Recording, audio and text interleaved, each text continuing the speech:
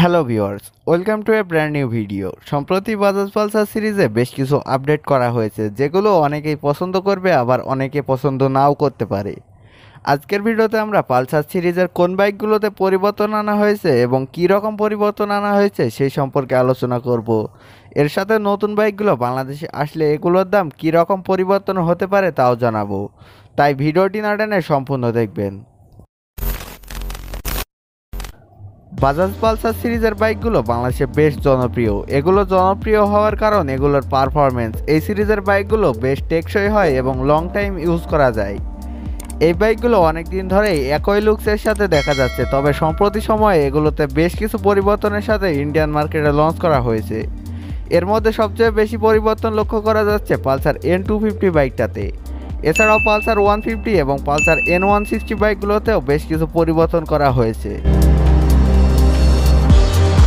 প্রথমে যদি দেখা যায় পালসার 150 বাইকটাতে, তাহলে প্রথমেই চোখে পড়বে এর গ্রাফিক্স।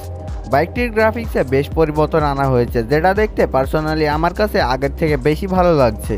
এর ডুয়েল ডিস্ক ভ্যারিয়েন্টের বাইকটাতেও সেম গ্রাফিক্স দেখতে পাবেন, তবে ডুয়েল ডিস্ক ভ্যারিয়েন্টের বাইকটাতে স্প্লিট সিট পাওয়া যাবে এবং এটাতে একটি চার্জিং পোর্টও থাকবে। এই বাইকটার সবচেয়ে বড় পরিবর্তন হলো এর মিটার কনসোল। বাইকটাতে এবার ফুল ডিজিটাল স্পিডোমিটার দেখা যাবে, এতে আরও থাকবে স্মার্ট কানেক্টিভিটি। তাছাড়া এবার এর সুইচগুলো পরিবর্তন করা হয়েছে। এছাড়া এটাতে আর কোনো পরিবর্তন করা হয়নি। এই বাইকটাতে বাংলাদেশে আসলে এটার দাম আগের চেয়ে 15 থেকে 20,000 টাকা বেশি হতে পারে। এরপরে যদি দেখা যায় পালসার N250 বাইকটাতে, তাহলে এটাতেও সম্পূর্ণ নতুন গ্রাফিক্স ডিজাইন চোখে পড়বে।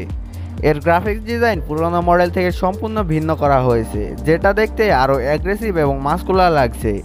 এবং নতুন গ্রাফিক্সের জন্য এইবার এটা N160 থেকে সম্পূর্ণ আলাদা লাগবে। এই বাইকটিকে আরও অ্যাগ্রেসিভ করতে এটার সামনে এবার ইউএসডি সাসপেনশন ইউজ করা হয়েছে। এছাড়াও এটাতেও স্পিডোমিটারে পরিবর্তন করা হয়েছে। এটাতে এবার ফুল ডিজিটাল স্পিডোমিটার ব্যবহার করা হয়েছে, যেটা আমার কাছে বেশি একটা ভালো লাগেনি। তবে নতুন স্পিডোমিটারে থাকছে স্মার্ট কানেক্টিভিটি। এর পুরনো মডেলের স্পিডোমিটারটাই বেশি সুন্দর লাগতো বলে মনে হয়। তাছাড়া বাইকটাতে আর কোনো বড় পরিবর্তন লক্ষ্য করা যায় না। এই বাইকটা খুব শীঘ্রই বাংলাদেশে আসবে এবং এটার দামটা পুরনো দামের থেকে 20 থেকে 25,000 টাকা বেশি হতে পারে। এরপরে যদি দেখা যায় পালসার N160 বাইকটাতে, তাহলে দেখতে পাবো এই বাইকটিতে গ্রাফিক্স ডিজাইনে কোনো পরিবর্তন করা হয়নি। এটাতে শুধু পরিবর্তন করা হয়েছে এর স্পিডোমিটারে, যেটা না করলেই ভালো হতো বলে মনে করি। এটাতেও ফুল ডিজিটাল স্পিডোমিটার দেওয়া হয়েছে। এছাড়া এটাতে কোনো বড় পরিবর্তন করা হয়নি। এটা যদি বাংলাদেশে আসে, তাহলে এটার দামটা আগের থেকে 10 থেকে 15,000 টাকা বেশি হতে পারে। সো ভিউয়ার্স, এই ছিল আজকের ভিডিও। এর মধ্যে কোন বাইকটির আপডেট আপনার কাছে ভালো লেগেছে তা কমেন্টে জানাবেন। ভিডিওটি সম্পূর্ণ দেখার জন্য ধন্যবাদ। ভিডিওটি ভালো লাগলে একটি লাইক, এবং এখনও যারা চ্যানেলটিকে সাবস্ক্রাইব করেননি তারা সাবস্ক্রাইব করে পাশে থাকা বেল আইকনটি অন করে রাখবেন, এবং ফেসবুক থেকে দেখে থাকলে পেজটি ফলো করে রাখবেন।